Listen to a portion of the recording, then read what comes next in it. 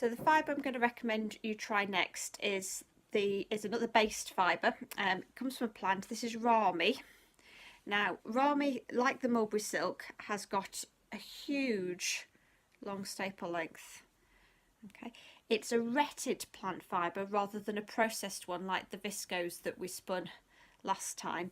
So each of these is like strands is the fibrous bits that are found in a plant stem, and basically the plant gets the outer pulpy bit dissolved. I think they use this for this one. I think they tend to use lye to do it because plant fibres like an alkaline condition, and it's then processed by combing. So in terms of the chemicals used, it's a much lower chemical impact than it was for the viscose, and it makes a very, very nice yarn. It's a nice halfway house between that sort of rayon that we were spinning, the viscose rayon from last time, and something more like a linen and a bamboo, because what it will make is a very, very smooth yarn.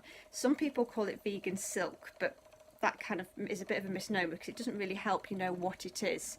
So this one I'd recommend spinning straight from the end, because again you want it to be nice and smooth, nice and shiny.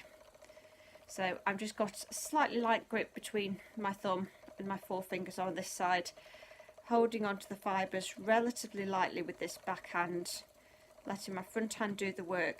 And normally I might let a little bit of twist enter into the drafting zone.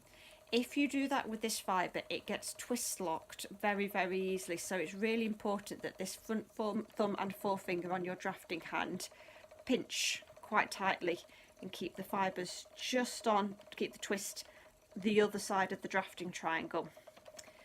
So if I do a small ply back sample again, let you have a look.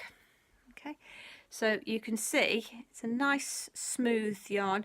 This could probably get away with a little bit more twist on it. It's important of doing ply back samples, but one thing this does share in common with the linen yarns, you can put more plying twist into it than necessarily is integrated by this plying to balance.